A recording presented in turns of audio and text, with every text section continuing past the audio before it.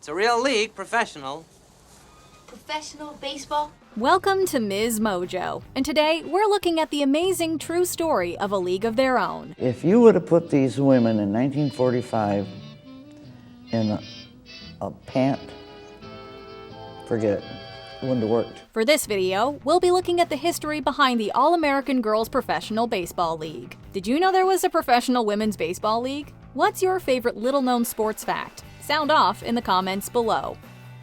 The movie adaptation of A League of Their Own is one of the most popular stories of women in sports ever told. So popular that the story has been reimagined into a TV show, twice. A lot has changed since the original movie's release in 1992, and even more has changed since the Professional Women's Baseball League was started in 1943. And now we are getting to see more of the true history of the organization and the players that made it possible.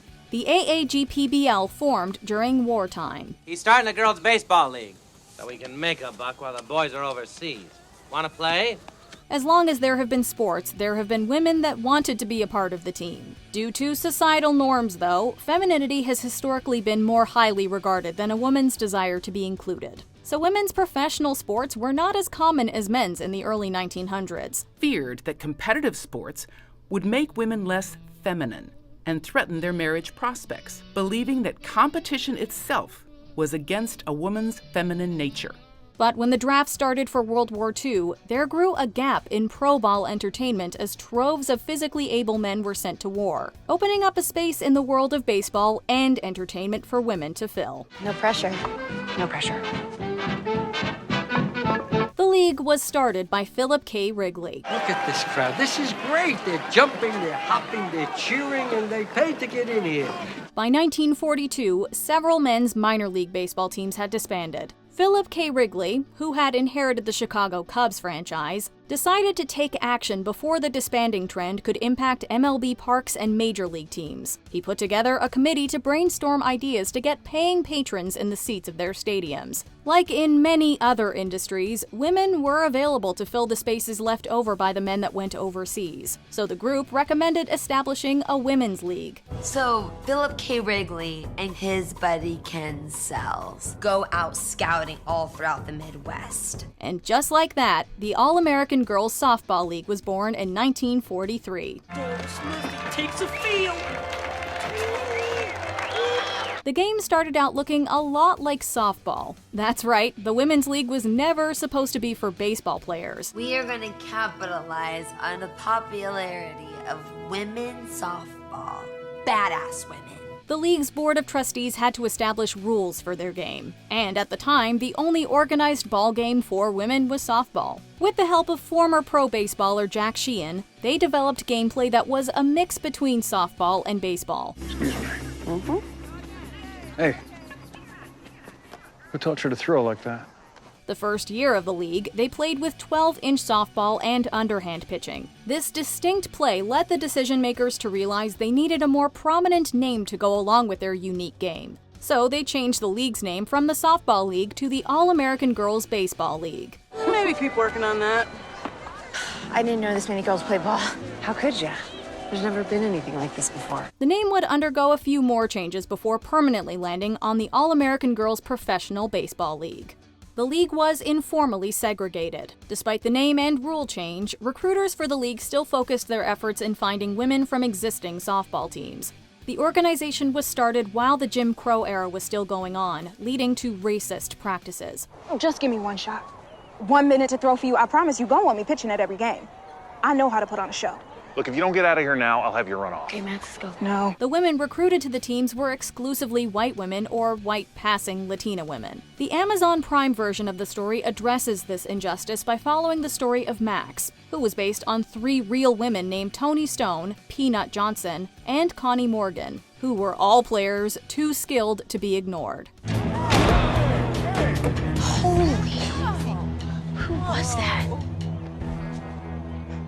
These women were so talented that they made the Men's Professional Black League. What a shame it is that those women and countless others' talents weren't given the same opportunities as the women in the AAGPBL. Oh, I'm gonna sell y'all as a double feature.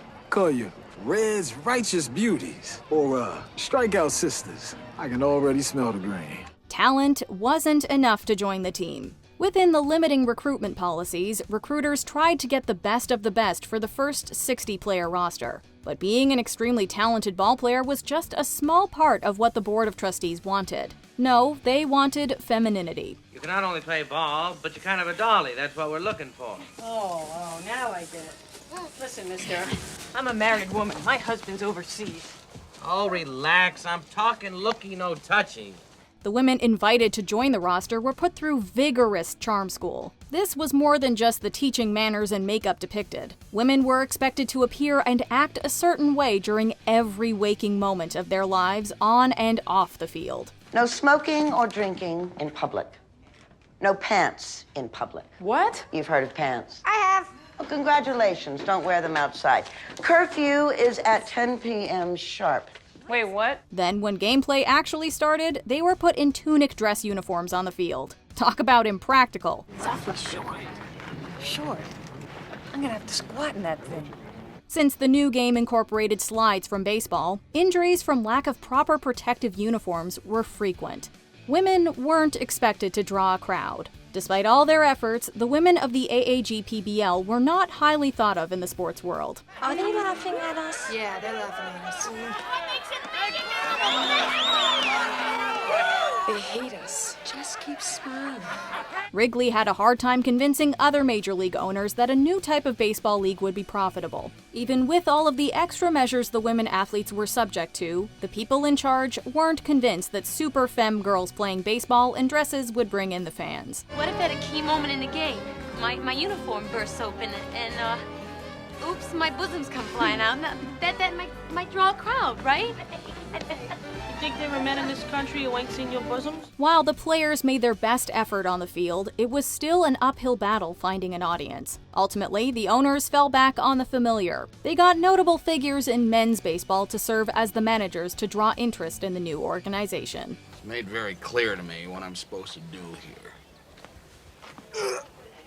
I smile, wave my little hat, and I did that. So when do I get paid? Many players were queer. The AAGPBL wasn't all super strict rules and sexist expectations, though. Some players, like former pitcher Maybelle Blair, have since spoken in interviews about just how much fun the girls had while on the teams. I'll never forget it as long as I live. And like I say, it's the most happiest days of my life. After 95 years, that's a good memory. Unfortunately, a lot of them had to hide major parts of their personal life to stay a part of them. According to Blair, up to 2/3 of the players were gay, which was socially unacceptable at the time and made their lives really hard.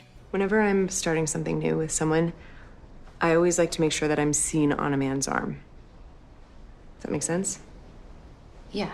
It's just one of the rules that I have to keep myself safe. Nonetheless, love prevailed for many of the women, including former player Terry Donahue, who eventually got her 60-plus years-long love story with Pat Henschel shared in a Netflix documentary in 2020. No regrets. I'd do it all over again. I think love is love, and that's the most important thing. The success didn't last. I sold your product when there was no product. This is a product. There is no room for girls' baseball in this country once the war is over. Throughout the duration of the war, the AAGPBL had gradually growing success. In its peak, the organization had 10 teams. But as the drafted men started to come home, the women's league started to lose fans and audience attendance. People better start showing up. We don't have fans. We don't have a league. In the height of the organization's decline, the team directors voted to operate their teams on their own rather than under a centralized control. This led to poor communication and a lack of promotion for the teams that were still playing in the league. With not enough advertising, audience, or money, only 5 teams remained when the league disbanded after the 1954 season. Ira, do you understand? All of the owners are getting out. There's no point to it anymore. Just let them finish the season and that's it. The players got deserved recognition. Hey, Peaches! We love you. Well, thank you. Can I have your autograph? The women who got to play for the All-American Girls Professional Baseball League were trailblazers. They had to fight tooth and nail for a place on the field. Even though the league didn't last, the fight these women had did. Dottie? Dottie. Hey, Doris. In the 1980s, some of the former players started having reunions, prompting them to search for a way for their accomplishments to be remembered. By 1988, the women had played an integral part in starting an exhibit in the MLB Hall of Fame, as well as changing the official name of the league to All-American Girls Professional Baseball League, a feat worthy of being remembered. The time has come for one and all to play ball. Before we continue, be sure to subscribe to our channel and ring the bell to get notified about our latest videos. You have the option to be notified for occasional videos or all of them. If you're on your phone, make sure you go into your settings and switch on notifications. The 2022 show is a more authentic depiction of the league. In both the 1992 film and the 2022 show, the team of focus is one of the AAGPBL's real league teams. The Rockford Peaches were one of the original 4 teams at the start of the league and one of the 5 at the end. But outside of that, the movie missed a lot of the more serious issues the TV show seems to be addressing. I can't believe I'm about to go on the road with my own team and a girl I can't stop thinking about. It's really incredible, Max. With society becoming more accepting of all people, we are finally getting to see their stories, which are stories that are worth watching and learning from. We only hope this trend sparks a change that might allow us to have a women's pro baseball league again one day. I want the girls to have a league of their own again, and I want them to have a home. Check out this other recent clip from MsMojo, and be sure to subscribe and ring the bell to be notified about our latest videos.